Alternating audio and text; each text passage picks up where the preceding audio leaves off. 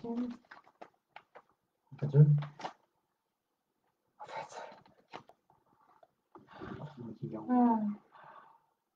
Alléluia. C'est parti! Depuis 7 secondes, c'est parti. On est en direct. Bonsoir tout le monde. On vous attend sur le direct pendant quelques minutes. Vous avez passé du bon temps cette semaine. Nous, ça a été une belle semaine, glorieuse.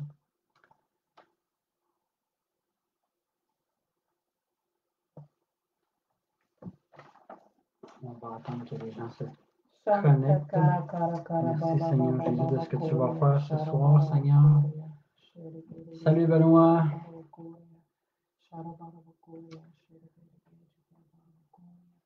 Est-ce que tu entends bien, Benoît?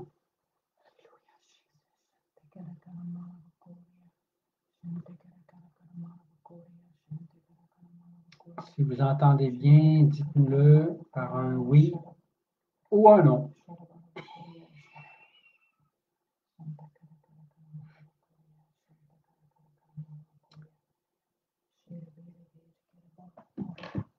Alléluia.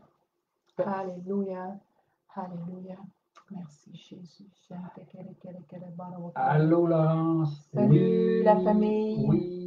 Oui. La famille, il y a Annette. On parle du baptême, Annette. Que de souvenirs.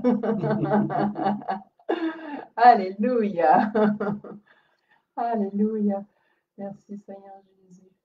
Alléluia. Santa cara cara cara bara bucoria. Shere bere de cara cara cara bara bucoria. Shere bere de cara bara bucoria. Alléluia Jésus. Santa keria. Shere bere de Shere bere. Encore une minute. Une minute. Le lancement de l'enseignement de ce soir. Attention, attention. Ça va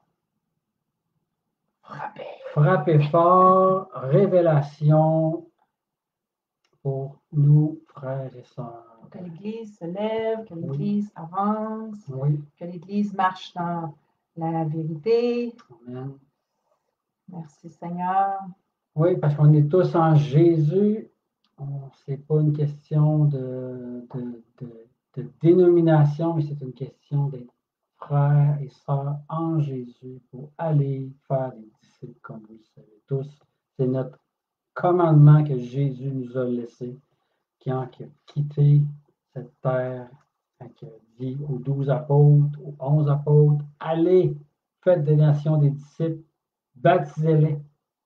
Et ce soir, on va parler justement du baptême. Alléluia. Baptême d'eau, baptême du Saint-Esprit, puis la délivrance, parce que le baptême est une puissance. On voit des guérisons, des miracles, des prodiges. Glorieux. Amen. Alors, on va commencer. Amen. On va commencer. Les autres gens vont se joindre un peu plus tard, puis ils peuvent le réécouter en différé aussi, c'est l'avantage des lives. Amen. Donc, juste faire un résumé de ce qui s'est passé les dernières semaines. On a eu 2 vidéos avant celui de ce soir. Dans la première vidéo, on a parlé qui et comment évangéliser. Quelques petits trucs avant de passer à la deuxième vidéo. La semaine passée, je suis sorti évangéliser, puis je vais utiliser ce que j'ai vécu, tout simplement. On a rencontré un homme qui marchait, puis c'était fort sur mon cœur d'aller tout simplement lui offrir. J'ai à cœur de prier pour vous, monsieur. J'ai l'impression que vous avez un besoin. Puis j'ai juste dit ce mot-là, puis il s'est mis à pleurer. On s'est assis sur un banc de Pâques, on a parlé quand même très longtemps. Il a entendu l'Évangile, il a reçu de la prière. Il ne voulait pas de prière, il ne voulait pas entendre parler de l'Évangile. Mais il a reçu de la prière, il a entendu l'Évangile, il est reparti avec un Évangile. Gloire à Dieu. Il y a une autre jeune fille qu'on a rencontrée qui sortait d'un véhicule en béquille.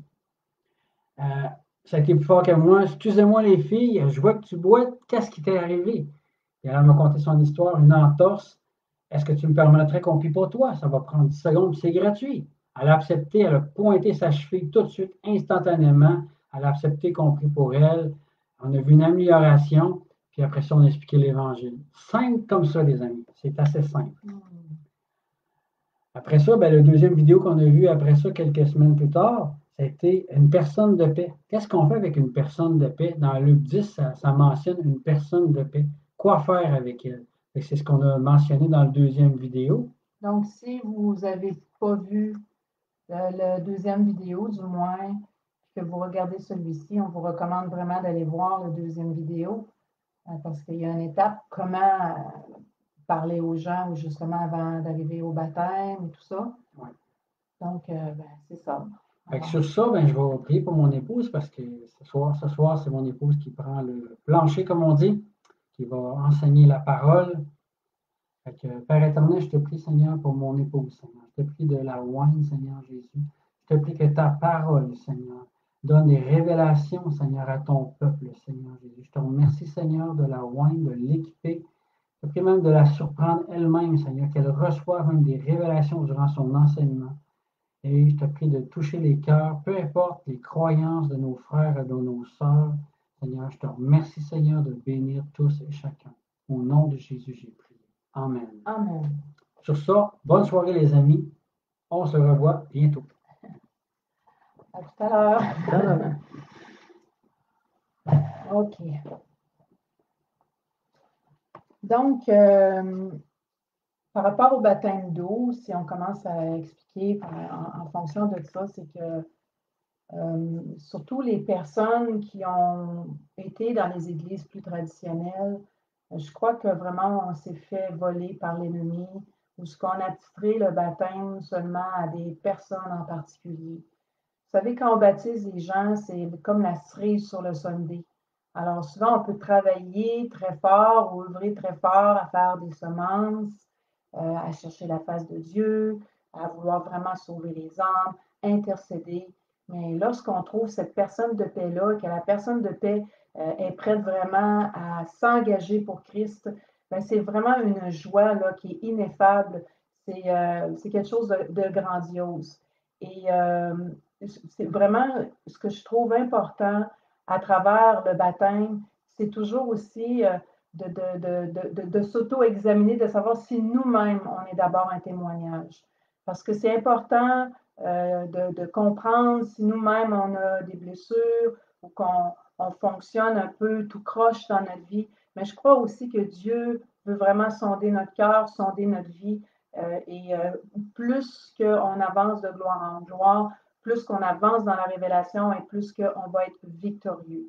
Il y a plusieurs raisons, parce que je vérifiais pourquoi que, dans le fond, on a fait le baptême de cette façon-là, ou ce qu'on attend que, ou du moins encore aujourd'hui, on attend que la personne porte du fruit, qu'elle mette sa vie en règle pour la baptiser. Alors moi, je vous donne un exemple.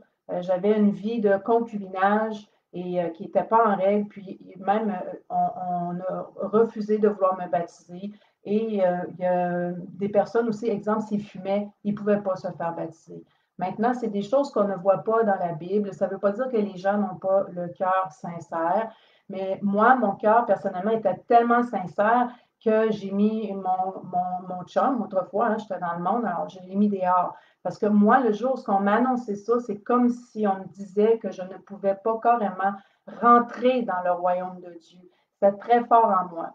Et les gens qu'on rencontre aujourd'hui qui ont vraiment la soif, qui cherchent vraiment Dieu, d'abord, c'est Dieu qui leur donne la soif, on va en reparler. Donc, c'est sûr que ces gens-là, on sent qu'il y a une urgence au baptême. Donc, s'il y a une urgence au baptême, pourquoi on a attendu à baptiser?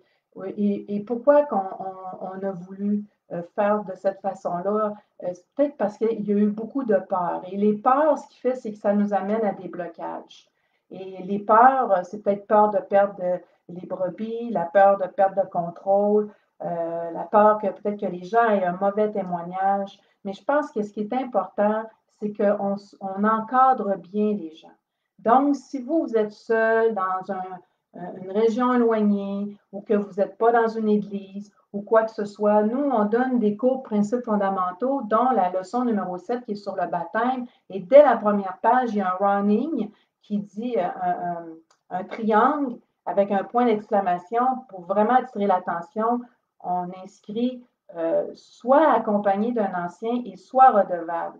Pourquoi on recommande ça? C'est pour éviter qu'il y ait des erreurs, pour éviter qu'il y ait des hérésies, pour qu'on puisse continuer à porter du bon témoignage et de s'entraider les uns les autres. Le royaume de Dieu, c'est jamais qu'on travaille seul, on travaille en fonction dans le royaume, on est un corps, on a besoin les uns les autres et c'est sage. Donc, on va revenir plus tard aussi par rapport aux raisons de ne pas le faire justement seul. Maintenant aussi, par rapport au témoignage, quand on regarde la parole de Dieu, les gens se faisaient baptiser rapidement. Donc, moi, je vous recommande, je ne peux pas vous donner tous les versets ce soir, ce serait trop long. Le but, c'est de vraiment rentrer dans le côté pratique. Mais si par contre, vous n'avez jamais vraiment entendu parler du baptême ou que vous avez vraiment juste l'idée traditionnelle du baptême, que c'est un symbole, alors, ce n'est pas un symbole, le baptême, c'est une puissance. Et donc, moi, je vous recommanderais vraiment de suivre les cours et d'en arriver ou de poser des questions supplémentaires. Vous pouvez même nous communiquer, on est là pour répondre pour les questions. Maintenant, par rapport au témoignage, on voit que vraiment, quand on va évangéliser dans les rues, il ne faut pas attendre que les gens nécessairement soient parfaits, mais ça prend un cœur sincère, un cœur qui aime Dieu, un cœur qui veut avancer pour le Seigneur. On voit deux exemples, moi, par contre, qui me frappent. C'est exemple, moi, je l'appelle Légion, l'homme qui avait énormément de démons. Aussitôt qui a été complètement transformé, lui voulait suivre tout de suite Jésus, mais Jésus lui a dit, retourne dans ta maison et va témoigner à quel point j'ai eu pitié de toi. Donc déjà, l'évangélisation commençait, le témoignage commençait et sa vie débutait à cet homme-là. Il y a la femme samaritaine aussi. La femme samaritaine qui avait eu 5 maris puis qui est actuellement aussi en concubinage. Elle a rencontré Jésus, ça a transformé sa vie. Elle a laissé sa cruche, qui est un signe comme quoi qu'elle laisse sa vie de péché, mais elle est aussi évangélisée. On voit ça dans Jean au chapitre 4. Maintenant, on voit dans les Actes des Apôtres au chapitre 8, moi j'ai une conviction personnelle que cette femme-là, elle a fait beaucoup d'évangélisation. Jésus est allé évangéliser aussi sur place. Il est resté quelque temps dans ce territoire-là. Mais dans Acte 8, on voit que le premier réveil vraiment à part de Jérusalem, lorsqu'ils sont répartis, bien, ça se passe en Samarie, au même endroit là, que la femme samaritaine qui avait évangélisé dans Samarie. Donc, il y a un petit quelque chose à apprendre là-dedans, dans le sens que ben, je vous encourage, des fois on fait des semences, ça peut être long, mais le réveil, il est disponible, il va venir, Dieu est en contrôle. Donc, on rend gloire à Dieu pour ça.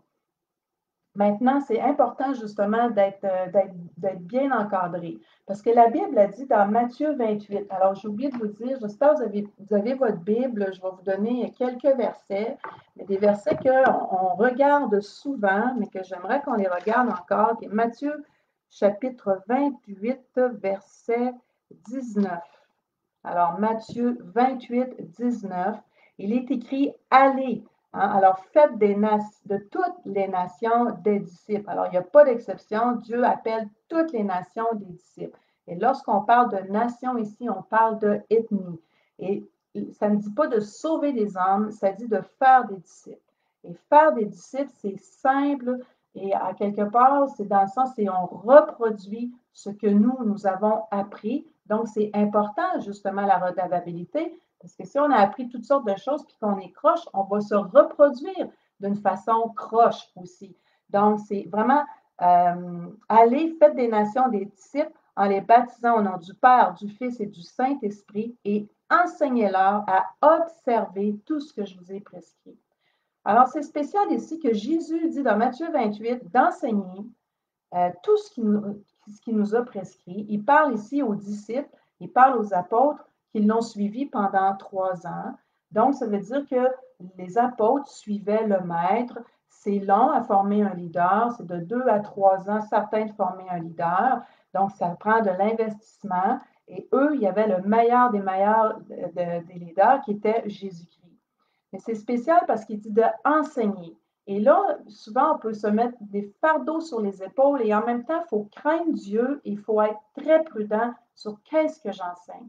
Parce que autant dans Jacques au chapitre 5 de mémoire, ou au chapitre 4, ça doit être un petit peu là, tu marquais quelque part, ça dit qu'il n'y en ait pas trop. OK. Alors, Jacques, chapitre 3, verset 1, ce verset-là qui me vient à l'esprit, c'est « Mes frères, qu'il n'y ait pas parmi vous un grand nombre de personnes qui se mettent à enseigner, car vous savez que nous serons jugés plus sévèrement. » C'est comme, oh, attends une minute là. Quelque part, ils enseignaient l'art, puis d'un autre côté, on nous dit qu'il ne faut pas qu'il y en ait un trop grand nombre. Et je crois ici que Jacques, qui est un apôtre, le demi-frère de Jésus, qui est le responsable de l'Église de Jérusalem, s'il nous donne une recommandation, c'est qu'il veut qu'on ait la crainte de l'Éternel et le témoignage que nous portons est important. Donc, si moi, j'enseigne des choses que je ne peux pas appliquer, je suis en danger parce que j'enseigne des choses que je n'applique pas dans ma vie. Par contre, si j'enseigne des choses que j'ai appris, que je me reproduis dans la simplicité, donc ça, c'est possible parce qu'on a été encadré à cause qu'on a été redevable, à cause que justement on marche dans l'humilité. Donc, Dieu le voit, mais je vous annonce aussi que les démons le voient.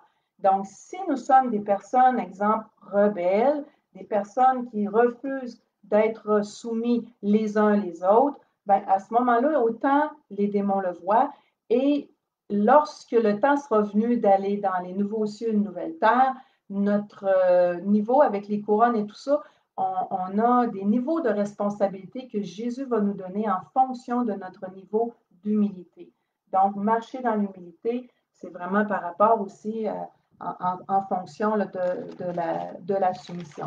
Donc, la soumission aujourd'hui, ce n'est pas un sujet qui est très populaire. Il y a des gens qui n'aiment pas ça. Ils pensent qu'on veut prendre contrôle d'eux dans leur vie.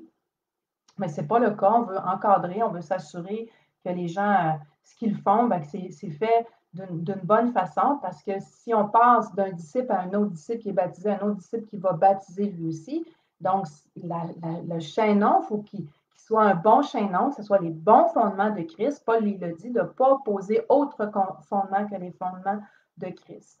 Donc, le fait d'avancer, je veux aussi rassurer que c'est normal qu'on va faire des erreurs. Donc, si on s'attend qu'on ne fait jamais d'erreurs, il y a un problème parce que personnellement, on fait tous des erreurs. Peu importe le titre qu'on peut avoir, on fait tous des erreurs. Donc, il faut s'attendre que les personnes font des erreurs. Les apôtres ont fait des erreurs. Ils étaient avec le maître, ils ont mal jugé, ils ont fait aussi des erreurs, mais ils ont accepté d'être corrigés par Jésus.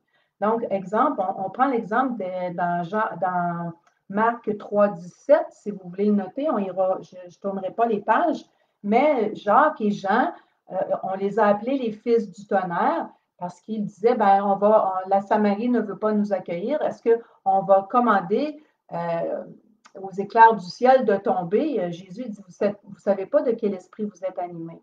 Donc, ils ont accepté que Jésus les enseigne. Pierre, à plusieurs reprises, a fait des erreurs. Il a dit, oui, oui, Jésus, il paie la tribu de César, mais Jésus a corrigé son erreur, mais il l'a enseigné à travers cette erreur-là. Donc, Jésus, il n'a pas accusé, mais il a enseigné, il a corrigé. Donc, la parole, le fait de corriger, ça veut juste remettre dans le chemin de la vérité.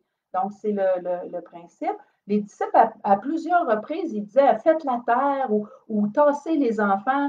Donc, ils ne comprenaient pas le cœur de Dieu totalement. Je ne comprends pas encore totalement le cœur de Dieu. On fait des erreurs, mais Dieu nous corrige. Et il faut accepter aussi entre nous qu'on peut vraiment se corriger les uns les autres. Moi, on me corrige. Nous, on a pris la redevabilité au sérieux. On a des personnes qui nous entourent.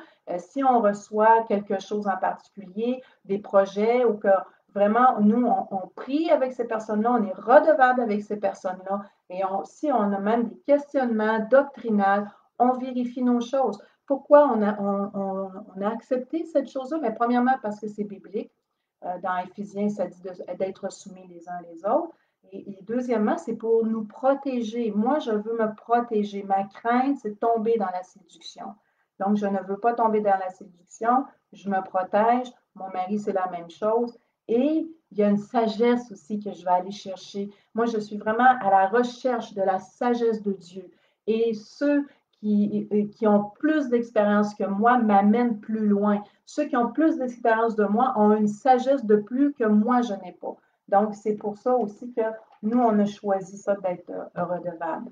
Maintenant, lorsqu'une personne, là, on a vu dans la vidéo numéro 2, on trouve une personne de paix. On a parlé de montrer les gospel cards. Alors, je vous invite d'aller revoir la vidéo numéro 2. Pourquoi on prône beaucoup cette façon-là? Parce que c'est clair. Dans le gospel card, on explique de la Genèse jusqu'à la nouvelle naissance en Jésus, qu'est-ce que c'est. Ça l'explique le péché et ça l'explique vraiment qu'est-ce que c'est un disciple et qu'est-ce qu'un disciple doit faire. Alors nous, quand on a des bébés qui se font baptiser, qui n'ont jamais été dans une église, je vous avoue là, que c'est vraiment facile, c'est plaisant parce que justement, les gens y entendent l'Évangile d'une façon claire, précise, complète, et puis il adhère ou il adhère pas. Mais s'il adhère, il accepte de se faire baptiser, oui. Et puis, on voit qu'après, il y a un chemin qui est facile avec eux. Parce que nous, lorsqu'on parle du baptême d'eau, on épluche vraiment de A à Z parce que le baptême, c'est très sérieux. On doit avoir la crainte de l'Éternel. On doit savoir qu'on doit bien faire les choses. Et ça nous dit d'être parfait comme notre Père Céleste est parfait, c'est de tendre à la perfection. Et dans la Bible, dans Matthieu 28, ça dit enseignez-leur tout ce que je vous ai prescrit. Alors nous, lorsqu'on baptise des gens, on leur fait lire ces versets-là, entre autres, et on leur dit, bon, alors tu es prêt à te faire baptiser, mais es-tu prêt à te faire enseigner? Es-tu prêt à être vraiment un disciple? Parce que ça peut arriver qu'on dit non au baptême. Donc, ça ne veut pas dire qu'on baptise tout le monde. Les conditions principales, c'est premièrement la foi et deuxièmement la repentance. Donc, Jésus le dit dans Luc 24, 45. On va aller lire Luc 24, 45.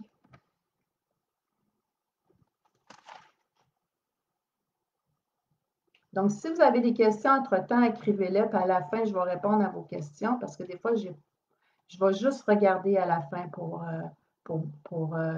les voir. Là. Alors, c'est dit, Luc 24, 45, excusez-moi. Alors, Jésus leur ouvrit l'esprit afin qu'ils comprennent les Écritures.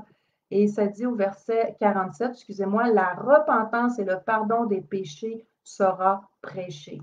Donc, c'est Jésus lui-même qui le dit. On doit prêcher la repentance et le pardon des péchés. Donc, qu'est-ce qui nous sauve? C'est Jésus nous lave de tout péché. Donc, c'est parce qu'il nous sauve du péché. Quand on regarde les Écritures, c'est vraiment, il nous sauve du péché. Donc, c'est la repentance, donc, qui est le point numéro 1. Donc, si on a une personne devant nous et qu'on lui fait faire simplement une prière générale de repentance, nous, on ne croit pas vraiment à la prière de repentance traditionnelle. Je vais vous l'expliquer pourquoi. C'est que lorsque les gens vraiment ont la conviction, c'est très important qu'il ait une conviction, le Saint-Esprit leur parle et lorsqu'on leur demande que le Saint-Esprit leur montre les péchés, bien, les péchés sortent. Alors, quand on rencontre une personne, elle est prête à se faire baptiser, on lui montre des versets relatifs aussi au baptême. Et puis, en même temps, je voulais vous dire par rapport à les conditions, la foi et la repentance. Alors, on voit dans Acte 2, 38 aussi. Acte 2, 38, c'est Pierre, après avoir été baptisé du Saint-Esprit avec les 120 dans la chambre, et dans la chambre haute, il dit « Repentez-vous et que chacun de vous soit baptisé au nom de Jésus-Christ pour le pardon de vos péchés. » Alors, pourquoi que dans Matthieu, Jésus dit « Baptisez-les au nom du Père, du Fils et du Saint-Esprit » et que partout ailleurs par la suite, lorsqu'on lit des Actes des Apôtres et qu'on lit dans les Épîtres, c'est un baptême en Jésus-Christ. Donc là, les gens se disent, bon, ben là, c'est une secte, là, Jésus nous a lavé du péché. Oui, c'est vrai. Jésus nous transporte du royaume des ténèbres au royaume de lumière de son Fils bien-aimé quand nous sommes nés de nouveau. Alors, nous sommes maintenant dans le royaume de Jésus-Christ. Le Saint-Esprit vient vivre en nous, donc ce qui fait que nous sommes nés de nouveau. Le baptême ne sauve pas en soi, mais le baptême, si la personne refuse de se faire baptiser, là, il y a un problème parce qu'il y a un manque de compréhension et il y a un manque de détermination à vouloir suivre Jésus parce que le baptême, c'est sérieux. Mais pourquoi on baptise ailleurs, partout, au nom de Jésus-Christ? Donc, la compréhension que nous avons trouvée, c'est que lorsque Jésus a dit « Vous baptiserez au nom du Père et du Fils et du Saint-Esprit », c'est que nous baptisons en présence du Père, en présence du Fils et en présence du Saint-Esprit. Donc, je vous donne un exemple que Jésus lui-même, lorsqu'il s'est fait baptiser, dans Marc 1, verset 9, Marc 1, verset 9, alors on voit ici que Jésus de Nazareth fut baptisé par Jean. Et au moment où il sortit de l'eau, il vit les cieux s'ouvrir et l'Esprit descendre sur lui comme une colombe. Et une voix fit entendre des cieux ces paroles, « Tu es mon Fils bien-aimé, en toi j'ai mis toute mon affection. » Donc, alors on voit ici vraiment le Père, que les cieux s'ouvrent. On voit que Jésus, qui est présent bien sûr, que Jésus lui représente sa mort et sa résurrection future par rapport au baptême. Et on voit aussi le Saint-Esprit qui vient sous forme d'une colombe. Le Saint-Esprit n'est pas une colombe, mais le Saint-Esprit vient sous forme d'une colombe, c'est une représentation.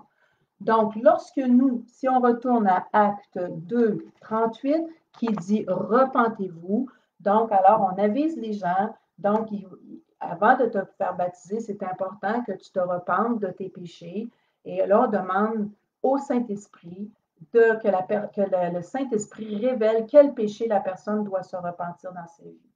Donc, normalement, c'est les hommes avec les hommes, les femmes avec les femmes. Idéalement, comme on dit, jamais seul, parce qu'il y a beaucoup de gens qui peuvent vivre des grosses blessures, des émotions. On ne sait jamais qui on peut avoir avec nous, puisque le baptême se fait plus rapidement. Donc, dans le sens qu'on n'attend pas nécessairement de connaître la personne. Donc, c'est important d'être accompagné. Et puis, la personne, on lui impose les mains, on dit Saint-Esprit, donne la conviction à la personne quel péché elle doit se repentir. Et là, c'est sûr qu'aussi, on dit, est-ce que tu es prêt à recevoir Jésus dans ta vie? Donc, lorsqu'on dit, Seigneur Jésus, viens dans mon cœur, je t'invite, viens dans mon cœur, moi, je ne vois pas ça dans la Bible. Si la parole de Dieu nous dit que dans Jean 6, 44, que nul ne peut venir à moi, Jésus-Christ qui dit, si c'est le Père qui nous l'attire. Sachez que quand on rencontre une personne de paix, c'est le Père qui attire les gens vers Jésus et Jésus va les amener au Père. Ça veut dire que Jésus nous a aimés le premier. Jésus ou le Père ou la Trinité nous a choisis. C'est lui qui vient sur nous, peut-être en fonction des prières des gens qui ont eu sur nous ou quoi que ce soit. C'est lui qui vient nous donner la conviction de péché, de justice et de jugement. C'est pas « Oh Jésus, je t'invite là, viens dans mon cœur ». Non, Jésus cogne à ta porte. C'est écrit dans l'Apocalypse qui cogne à notre porte, qui veut souper avec nous. Il est déjà là. Donc, quand c'est une personne de paix, il est déjà là. Il est en train de parler à son esprit pour qu'il s'ouvre et que oui, il invite la personne. Donc, et s'il invite la personne, ça veut dire que là, il y a la nouvelle naissance. Il reconnaît, oui, qu'il est pécheur. Il reconnaît qu'il a fait des péchés. On explique à la personne c'est quoi un péché. C'est manquer la cible. Un péché, ça nous sépare de Dieu. Donc, ça, c'est avec les Gospel Cards qu'on explique comme il faut qu'est-ce que c'est un péché. Et puis, la personne, elle commence à dire, je choisis de me repentir, exemple de la drogue. Je choisis de me repentir de la sorcellerie. Je choisis de me repentir de la jalousie. Je choisis de me repentir de la colère. Donc, la personne, elle a une révélation, elle commence vraiment à se repentir.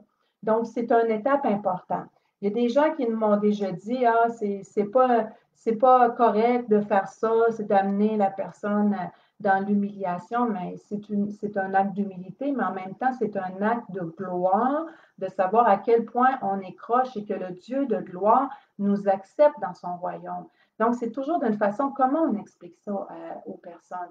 Le Père, vraiment, il nous accueille, il nous aime, il veut qu'on soit dans sa présence. Il est mort pour nous, il est mort à la croix pour Jésus, il est mort à la croix pour vraiment nous racheter là, de tout péché. Donc, le point numéro 1, c'est la repentance. Le point numéro 2 aussi qu'on fait avec les personnes, c'est qu'on vérifie si elle a des personnes à lesquelles elle doit choisir de pardonner. Parce qu'il y a beaucoup de liens dans le non-pardon, il y a beaucoup de blessures, il y a beaucoup de colère, des choses, et les gens vont vraiment, des fois, il y a des gens qui sont même en colère contre eux, il y a des gens qui s'en veulent. J'ai déjà eu des cas, exemple, une personne, c'était tellement fort la condamnation qu'elle avait sur sa vie parce qu'elle avait déjà avorté, qu'elle avait de la misère à dire le morceau, elle avait honte et tout ça. Mais quand elle le dit, elle a été délivrée, c'était définitif. Ces souvenirs-là ne sont plus jamais revenus la hanter. Fait que c'est gloire à Dieu. Dieu veut vraiment se manifester dans toute sa gloire. Donc, le fait aussi de choisir de se pardonner, de choisir de pardonner à ceux qui nous font du mal, c'est-à-dire on est en train d'enlever des nœuds, là, on est en train d'enlever des chaînes. Et plus qu'il y a des chaînes et des nœuds qui sont enlevés, plus facile aussi devient le baptême, parce que quand il y a beaucoup de manifestations, c'est parce qu'il reste des liens, il y a du combat, il reste des choses qui n'ont pas été confessées. Donc, nous, on fait de la délivrance aussi, en dehors du baptême. Et lorsqu'on fait de la délivrance, on fait les mêmes étapes, les étapes de pardon, les étapes de repentance. On vérifie s'il y a eu des liens aussi ancestrales et tout ça, mais quand on a terminé, les choses ne sortent que par le souffle de la bouche. Donc, c'est pour ça aussi qu'on vous dit, soyez pas seuls, parce qu'on ne sait jamais de quelle façon un baptême peut se dérouler. Maintenant, si on a déjà vu des cas dans le sens de simplement d'être redevable pour dire, ben, ce soir, j'ai un baptême, je vais aller à tel endroit, ben, il y a des frères et des sœurs qui peuvent prier pour toi aussi.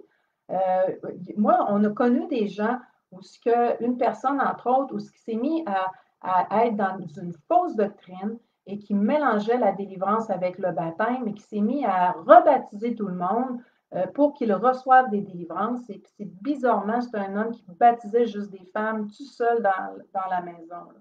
Alors, voyez-vous, c'est pour ça qu'on parle de vraiment de bien encadrer les gens, parce qu'on apprend, puis c'est normal qu'on peut faire des erreurs, puis on est là pour s'encourager les uns les autres, comme on a dit tout à l'heure. Donc, on a vu ici que dans Marc, comme on a dit, que Jésus, vraiment, il y a eu la Trinité qui était présente. Donc, quand je me repens face au Père. Donc, je me repens à ce moment-là quand je me fais baptiser par la suite. Donc, imaginez la différence entre je te baptise au nom du Père, du Fils et du Saint-Esprit, ou que j'explique vraiment l'importance du baptême, que lorsque tu vas te faire baptiser, ça veut dire que tu meurs en Christ, donc tu meurs en Christ et tu ressuscites pour Christ. Ce n'est plus toi qui vis, c'est Christ qui vit en toi.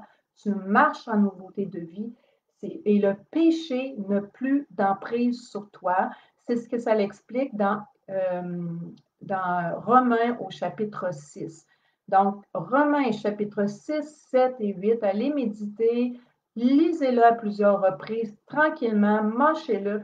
Vous allez voir que Paul parle vraiment que lorsqu'on a été baptisé, le péché a été noyé et quand on revient, on est une nouvelle créature, les choses anciennes sont passées, toutes choses sont devenues nouvelles. Donc, le péché n'a plus d'emprise sur nous. Pourquoi qu'on continue à pécher après? Bien, c'est parce qu'on c'est sûr, on a un manque de révélation, il nous manque quelque chose dans notre intelligence. C'est pour ça qu'on doit lire la parole de Dieu, mais les révélations nous amènent à la victoire. Et lorsqu'on réalise vraiment que maintenant on marche en nouveauté de vie et non en pécheur, non en gardant les yeux fixés sur nos péchés, mais en gardant les yeux fixés sur Jésus sur la croix, alors notre marche spirituelle, elle n'est pas pareille non plus. Là. Donc, si on le sait qu'on a on a noyé la cigarette, puis qu'on n'en veut plus, puis que si je ressors de l'eau, c'est fini la cigarette. La conviction nous amène à la libération et le fait qu'on prie sur la personne, elle reçoit la libération. Lorsque aussi que vous avez on dit que quand on a un baptême, jamais il est pareil. Il y a des baptêmes où c'est vraiment tranquille. Ça ne veut pas dire que tout le monde a des démons. Alors, être extrémiste, de dire que tout le monde a des démons, c'est pas mieux non plus. C'est important d'avoir une vie chrétienne équilibrée. Donc, il y a des gens qu'il ne se passe pas grand-chose dans un baptême. Certains vont juste pleurer, certains vont manifester plus. Mais si vous avez des gens qui ont des liens, qui ont touché beaucoup au New Age, à la sorcellerie, puis qui ont vraiment touché à beaucoup de choses, ça peut être plus long. Il peut avoir plus de liens, c'est normal parce qu'il a touché à beaucoup, beaucoup de choses. Donc, plus on a été sur le côté de la sorcellerie, dans ces cas-là, on a vu que c'était un peu plus long et c'est important de poser justement les bonnes questions, de voir s'il y a eu des pactes, de voir vraiment s'il se souvient s'il y a eu des prières en particulier qui étaient faites pour défaire ces nœuds-là. Donc, je répète, avant le baptême d'eau, on voit la repentance, on voit au pardon, à qui la personne, elle peut pardonner. Et puis, par rapport au baptême, avec la révélation que nous, on a eue, vraiment, on baptise, tu meurs en Jésus et tu ressuscites en Jésus. Certaines personnes vont dire, comme moi, que j'ai été baptisée au nom du Père, du Fils et du Saint-Esprit. Est-ce que ça veut dire que mon baptême n'est pas réel, n'est pas efficace, est nul? Non. Tout dépend du cœur. Alors, si vous avez vraiment, comme moi, que j'étais vraiment déterminée, que je m'appropriais de Jésus et que je voulais vivre 100% pour Jésus, que j'avais la révélation de ça, donc moi, ma nouvelle naissance était assez choc. Donc, mon baptême est efficace. Je n'ai pas à me refaire baptiser. Donc, tout est une question de cœur, parce que des fois, on a eu des mauvaises compréhensions aussi là, face au baptême. Maintenant, pourquoi on baptise rapidement ou ce qu'on n'attend pas que la personne porte du fruit? Alors, imaginez, la personne, elle accepte le Seigneur, elle décide de se faire baptiser rapidement et là, elle a des grosses délivrances dès le départ de sa vie chrétienne. Est-ce qu'on s'entend que sa vie chrétienne, elle va être beaucoup plus facile dans le sens qu'il va avoir moins de combats? La réponse, c'est oui. Moi, ça a pris presque 2 ans avant que j'aille des délivrances finales et j'ai été épris de peur longtemps. Ça me brassait dans le ventre, je chantais des choses et tout ça, mais par manque de connaissances, là, on recule de beaucoup d'années. L'Église, elle a vraiment grandi, elle a vraiment évolué aujourd'hui. Elle marche de gloire en gloire, l'Église aussi. Donc, aujourd'hui, c'est sûr, les gens ont plus la connaissance, là, mais le fait de baptiser rapidement, imaginez la personne qui commence mieux sa vie chrétienne. Elle a vraiment, c'est comme si on fait du grand ménage. Donc, il y a un grand ménage qui se fait dès le départ. Maintenant, puisque tu as noyé tous tes péchés et que tu reviens à la résurrection et que tu proclames aussi la résurrection à venir de ton propre corps, donc en marchant en nouveauté de vie, la plupart du temps, tu n'as pas besoin de refaire des délivrances par la suite. Donc, mais un manque de compréhension, un manque de révélation, il peut arriver qu'on a à nouveau besoin de délivrance, qu'on rencontre les gens, mais on ne se base pas là-dessus parce qu'on croit que le baptême en lui-même est puissant et souvent, c'est juste une question de renouvellement d'intelligence qui manque là, pour les personnes. Donc, on voit aussi que Jésus lui-même, dans Jean 1, 12, donc j'aimerais qu'on aille voir un verset, parce que Jésus lui-même, c'est écrit qu'il a baptisé. Dans Jean 1, verset 12, non, attendez un petit peu, c'est pas celui-là, excusez-moi.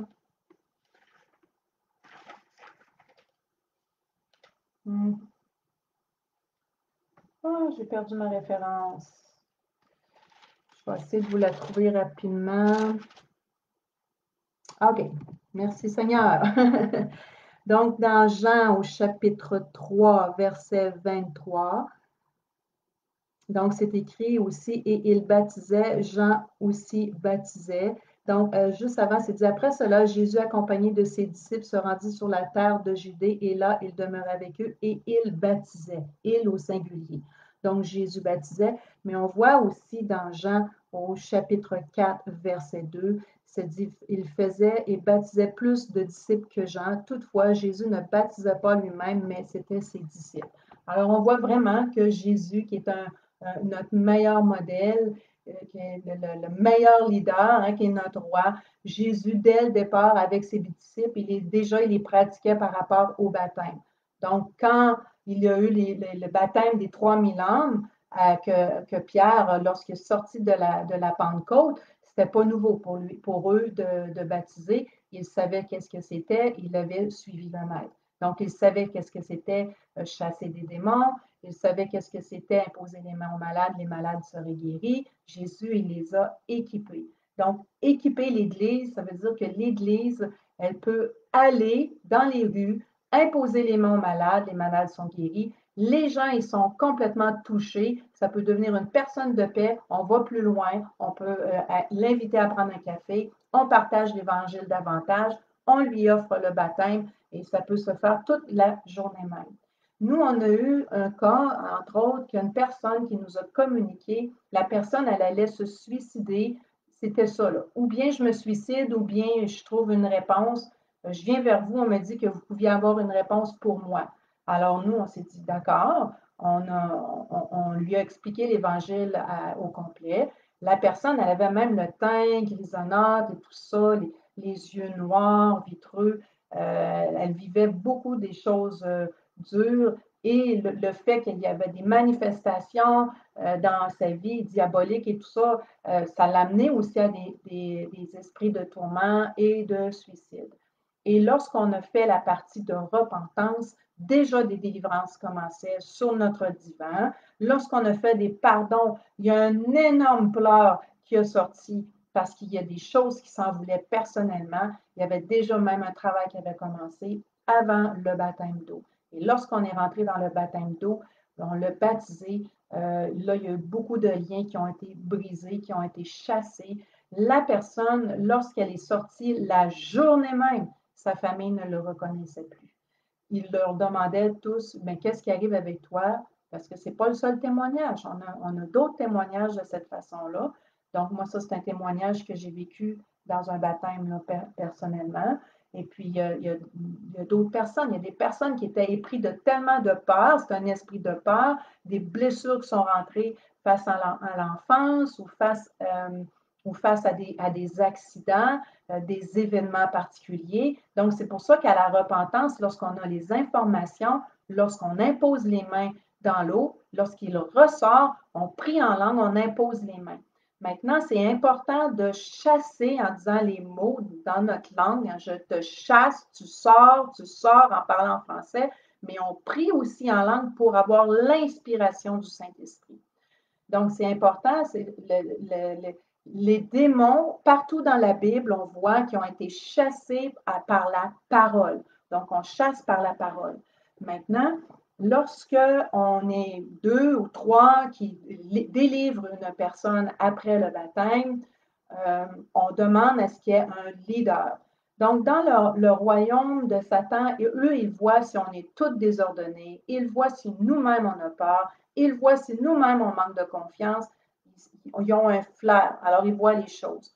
Mais si on est une équipe, on est une équipe soudée, on a une équipe remplie d'amour, on est une équipe qui est obéissante, redevable les uns vers les autres. Lorsqu'on dit, tu veux-tu le faire, toi? Oui, OK, c'est moi qui vais être le leader. C'est elle, la personne qui chasse, qui prend autorité. Et les personnes à l'arrière peuvent prier en langue et chercher, Saint-Esprit, révèle-nous qu'est-ce qu'on peut prier aussi pour la personne. Donc, que tout le monde crie après la personne, nous, personnellement, on n'enseigne pas ça.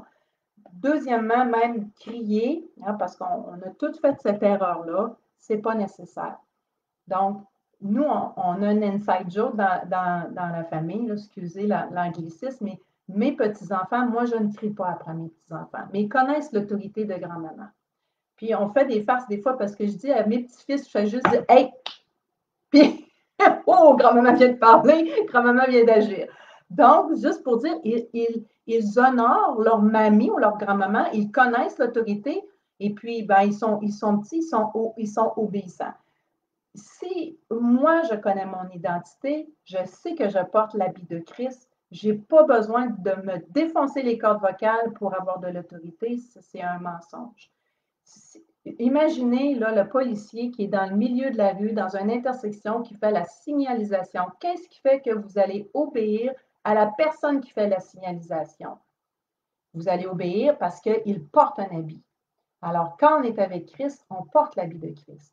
Donc, des fois, ils ont juste même un sifflet qu'on voit à des endroits. Puis, ils font juste les mouvements de bras, puis les gens obéissent. Ils font signe, OK, passez. Ils n'ont même pas à parler. Donc, on le sait, il est l'autorité. Les démons savent si tu as l'autorité. Donc, si je sais, moi, que je n'ai pas besoin de crier, donc, oui, c'est sûr que des fois, je peux me fâcher un peu plus, je peux élever la voix, mais là, imaginez, nous, on vit en condo, là, alors on fait attention pour ne pas déranger les voisins, on prie avant aussi. Donc, on n'a pas à crier complètement sur la personne.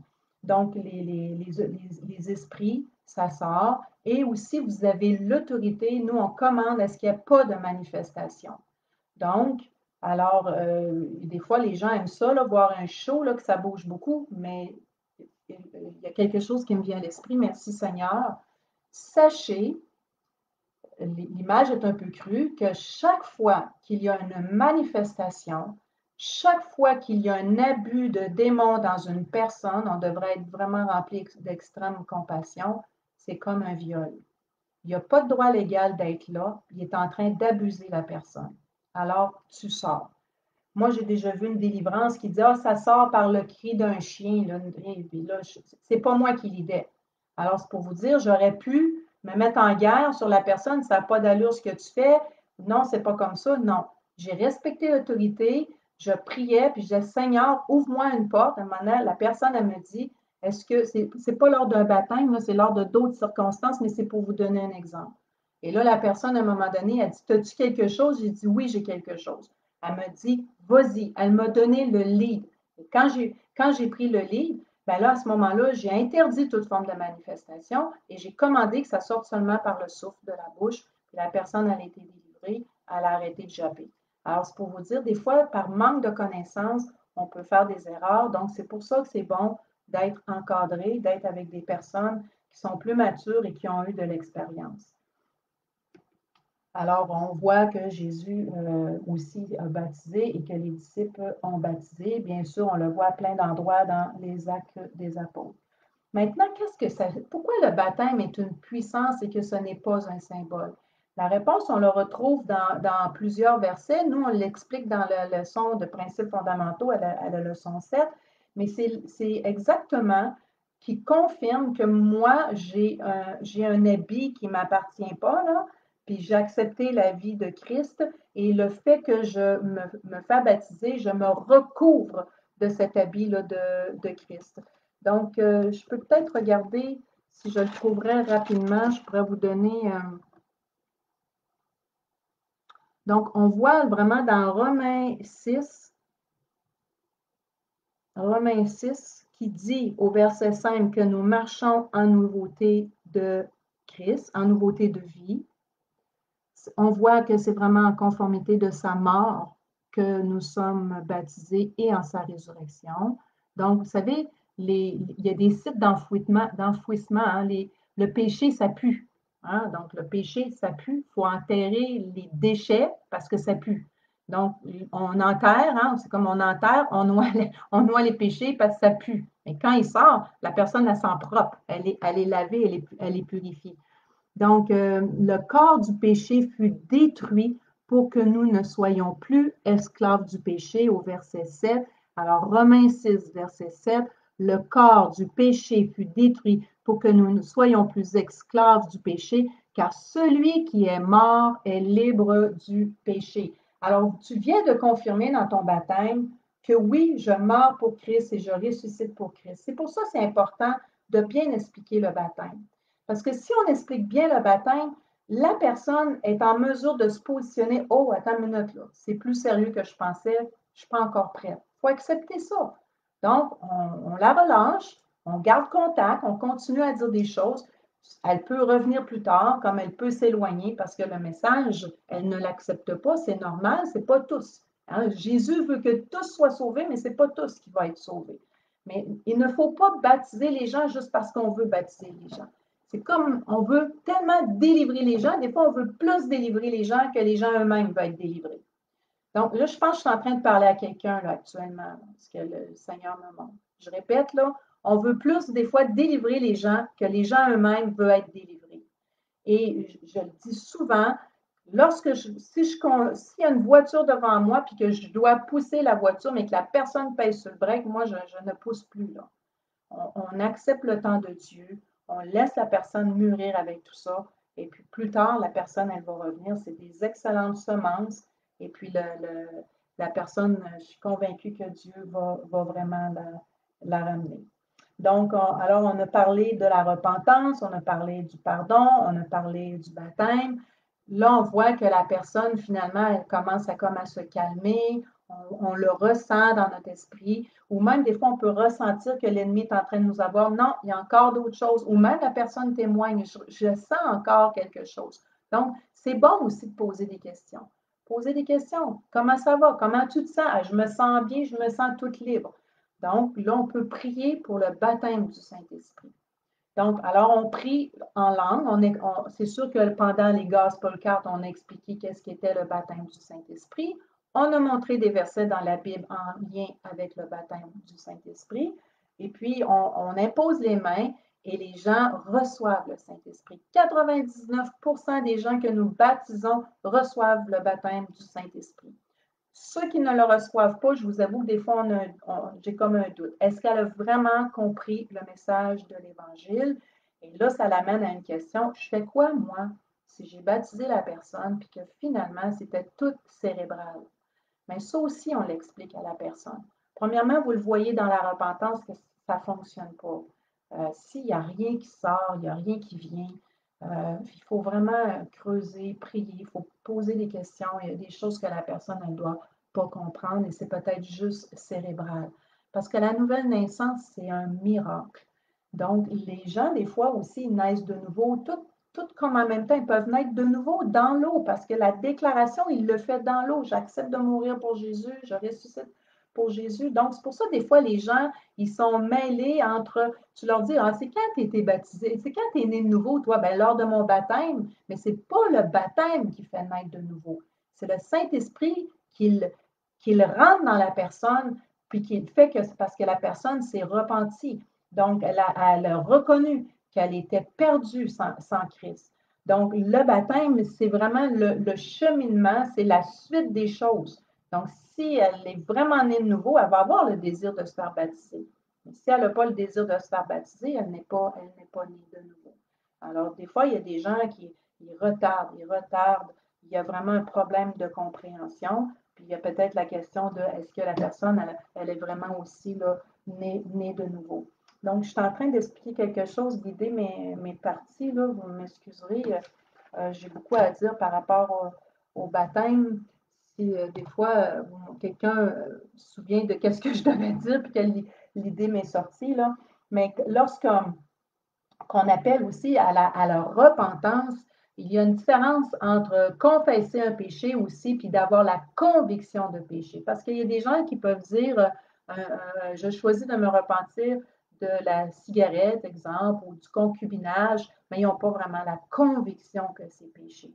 Donc, ça ne veut pas dire que la personne, elle doit avoir la conviction de tout là, pour se faire baptiser. On voit qu'elle est repentante, on voit qu'elle veut suivre Christ, donc on peut vraiment quand même la baptiser. Mais exemple, s'il y a quelqu'un qu'on sait qu'il a un péché dans sa vie, on lui dit, écoute, Jésus va mettre le bobo dessus, là, il va mettre le doigt dessus, là. Tôt ou tard, il va falloir que tu règles ça avec Dieu parce qu'il faut que tu mettes ta vie en règle. Donc, nous, on dit tout.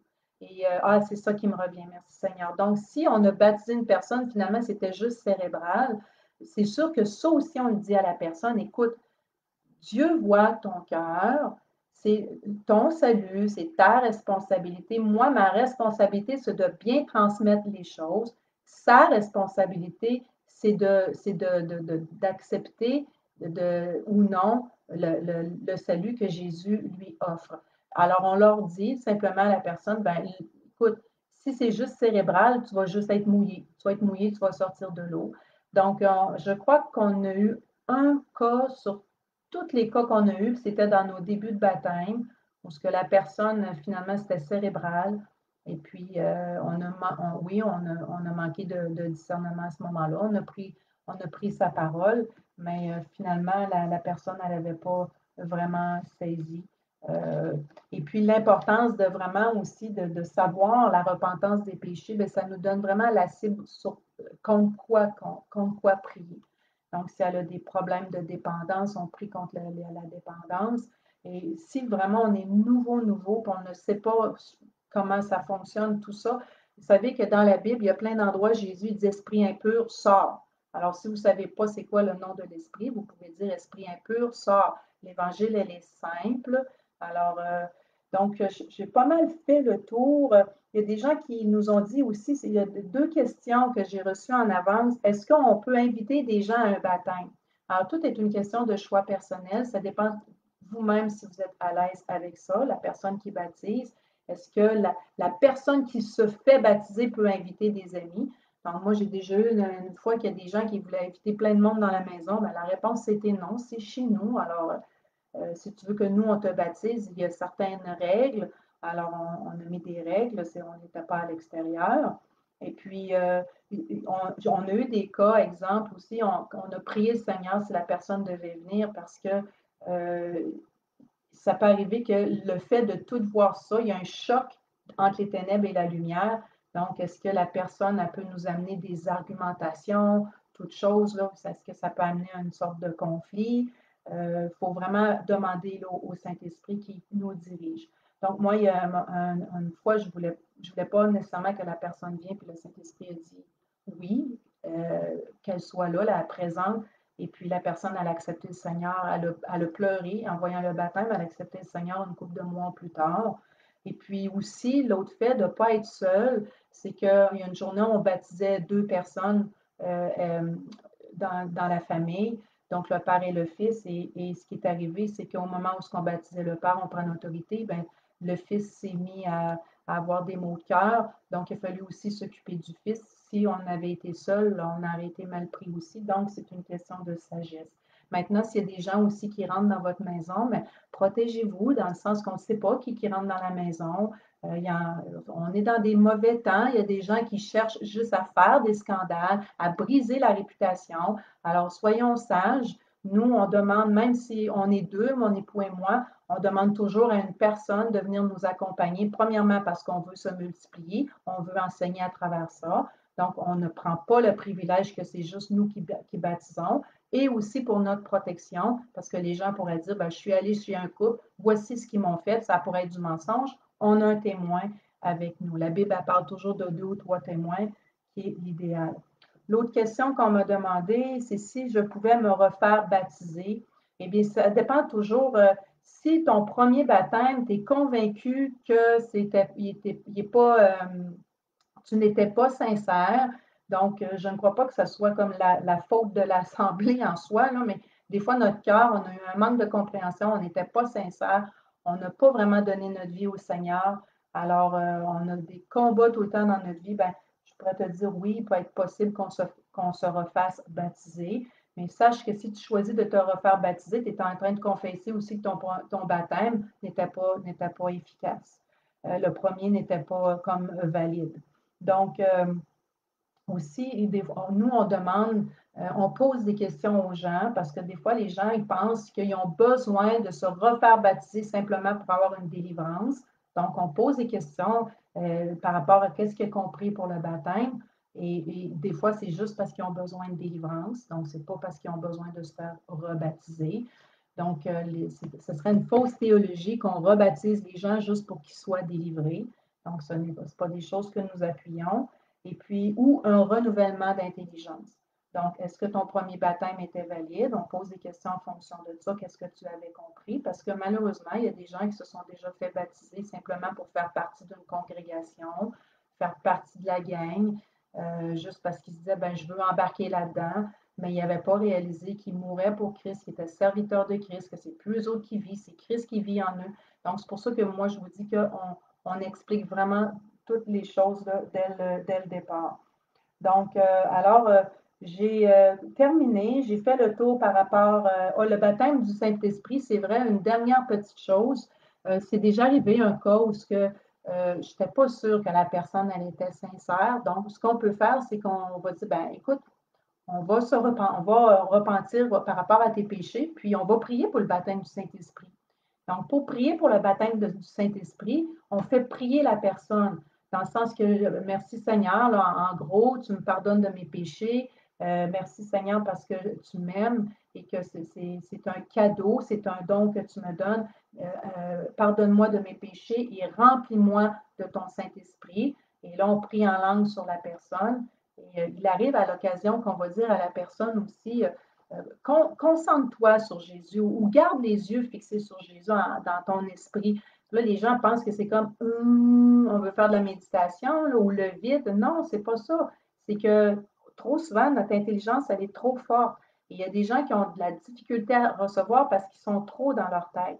Et quand on dit, garde, laisse-toi le reposer dans sa paix, repose-toi en Jésus, concentre-toi sur la paix de Jésus, puis là, on prie en langue, ben, c'est plus facile, les gens se mettent là à recevoir aussi le baptême du Saint-Esprit.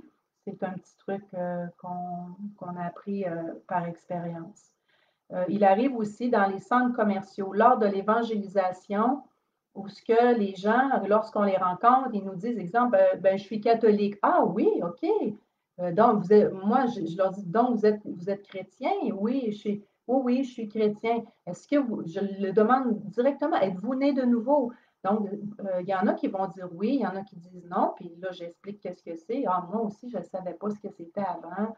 Euh, on m'a expliqué, puis j'ai compris, puis c'est vraiment extraordinaire. Puis, voulez-vous, je vous explique c'est quoi que ça veut dire, puis tout ça. Puis les gens, le fait qu'on parle de cette façon-là, ils sont réceptifs. Donc, on peut, à ce moment-là, avoir une évangélisation plus longue. On a une personne de paix. Ou il y a beaucoup de gens aussi qui arrivent de des pays extérieurs où ce que eux, les catholiques, étaient beaucoup charismatiques. Et quand ils arrivent ici au Québec, ils recherchent aussi des églises catholiques charismatiques. Donc, nous, quand on leur dit oui, oui, s'ils nous répondent oui, je suis né de nouveau, ah oui, ah, vous allez dans une église chrétienne, on va dans une église catholique, OK, est-ce que vous êtes charismatique?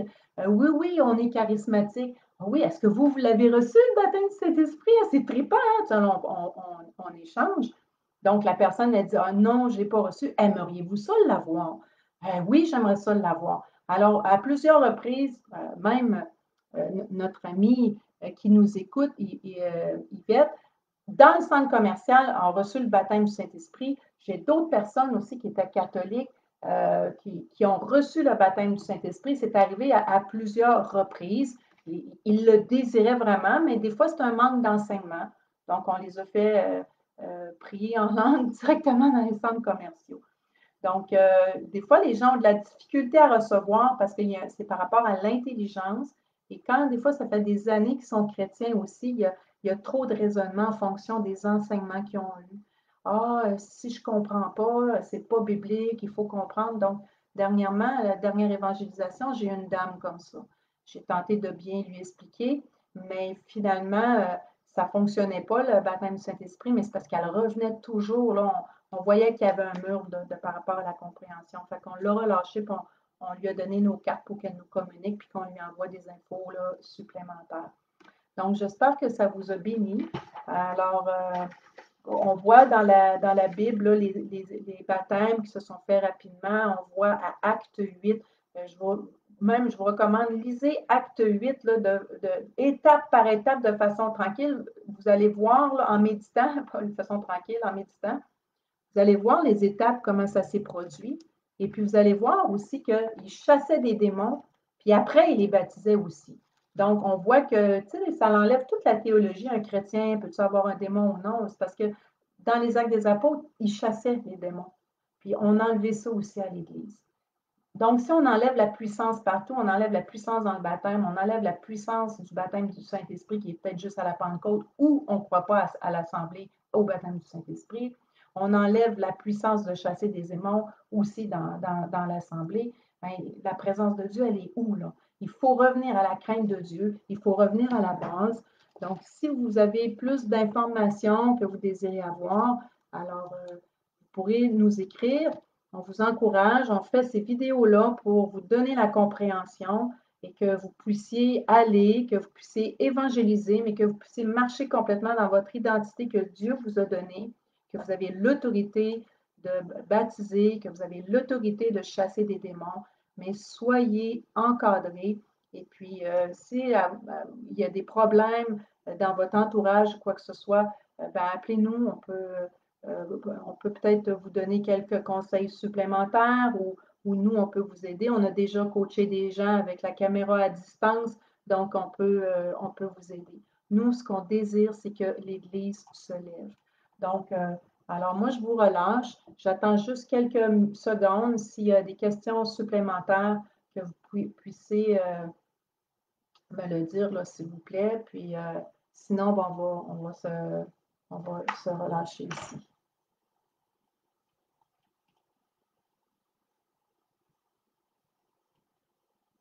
Je pense que tantôt, j'ai dit Yvette, mais c'est Annette. Excuse-moi, Annette.